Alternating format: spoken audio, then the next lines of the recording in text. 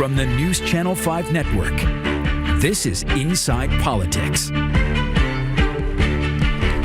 Hello, everyone. I'm News Channel 5's political analyst Pat Nolan. Welcome to Inside Politics. As we enter the final weekend before next Tuesday's presidential election, we bring in two of our best political experts to give us their best thoughts about what lies ahead in an election many consider to be the most consequential of our lifetime.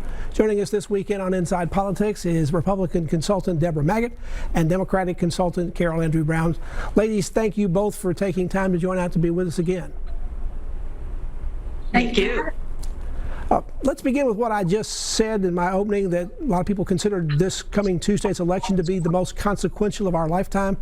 For both of you, do you agree with that statement, and why is this election so important? Carol, let's start with you. Wow. I'm telling my age here, but I've been voting now for 40 years in presidential elections, and I'll have to say I thought probably every one was the most consequential, but this beats them all hands down. I mean, this really is for what Vice President Biden would say, the soul of our nation. We have a president who is just he's just rudderless. He's driven us into driven the economy into the ditch simply because he didn't handle COVID. You know, he said to Bob Woodward, didn't want to panic anybody. Guess what? Everybody was panicked anyway.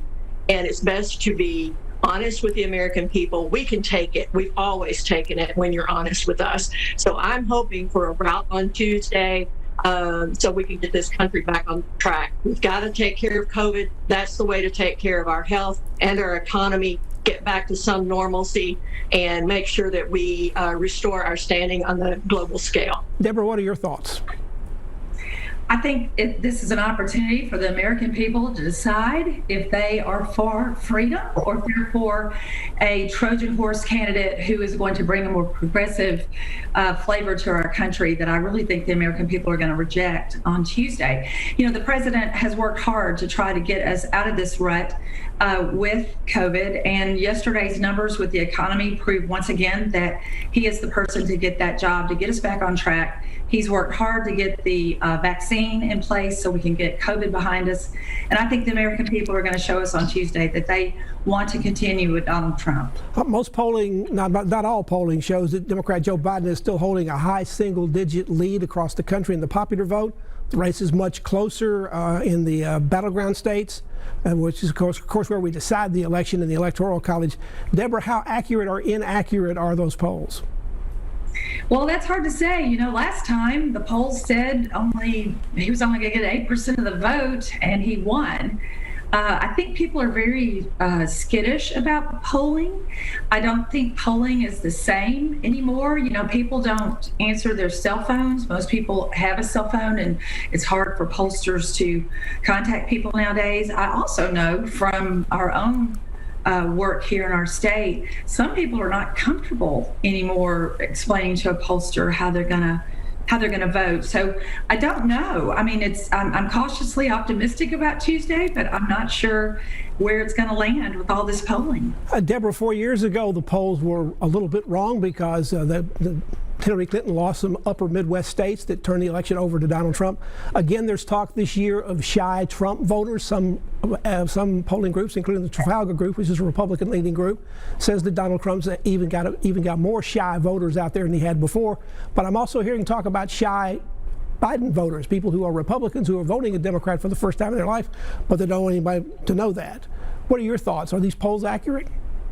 Well, at the beginning of October, I was a member of the mighty American Strike Force team, and they sent me into another state to door knock. And here's what happened to me.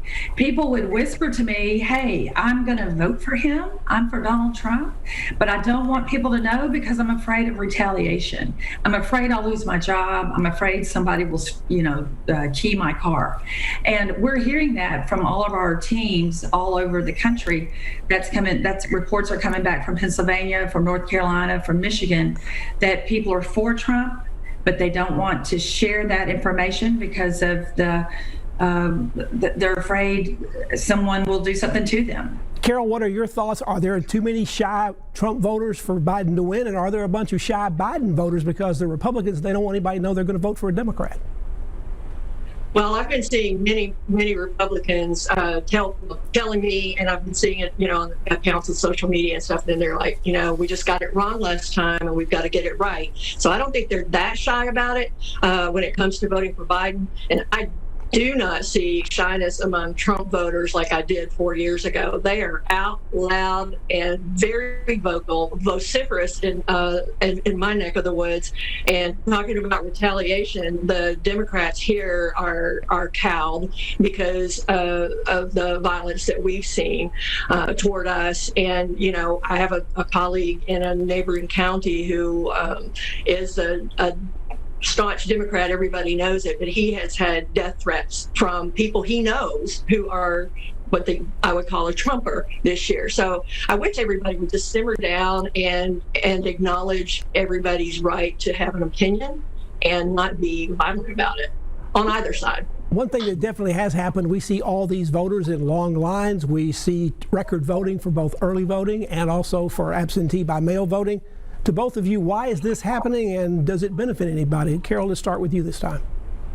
Oh, well, I think fear and anger are prime motivators for voters to turn out, and I've seen that during my career. I just heard a noise, I'm sorry. Fear and motive, can I say that again? Can you guys edit this out? I hope. Fear and anger are great motivators and for turnout, and that's what I'm seeing. I'm seeing first-time voters register. I helped a neighbor to register, voting for the first time. She's 39 years old, simply because she wanted to vote against Trump. She's neither party, but she just wanted to vote against Trump. So I'm seeing that a lot. Deborah, there's not much drama in Tennessee. Everybody knows that Tennessee is going to be a Trump state, yet we see big long lines here. What's that all about, and what do you think about it nationally? What does long lines mean? Does that mean trouble for the Republicans, or are those the shy Trump voters coming out?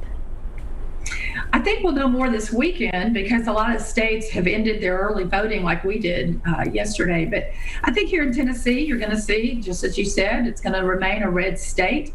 I think it's a great thing that people are voting. I think that's wonderful that everyone's exercising their franchise. But I do think that on our side, at least, I think people are very afraid of a Biden-Harris administration. They're afraid of what this could mean for the country. So I think that there's a lot of enthusiasm for Donald Trump. I do believe that there's a silent majority also that are afraid to let people know, because we have seen these spontaneous boat parades, car parades, golf cart parades, motorcycle parades pop up all over the country, and in states where you wouldn't think it would happen, like in California. It's been happening in Los Angeles. So I do think there's a real divide about where people want this country to go. And unfortunately, I feel like the Democrats have gotten away from the way they used to be, and they're more left, they're more progressive, and I think it frightens the average American. Deborah Maggott, Republican consultant, and Carol Brown Andrews, our Democratic consultant, are our guests on Inside Politics. Back to continue our conversation about these final days of the presidential election after this break. This is a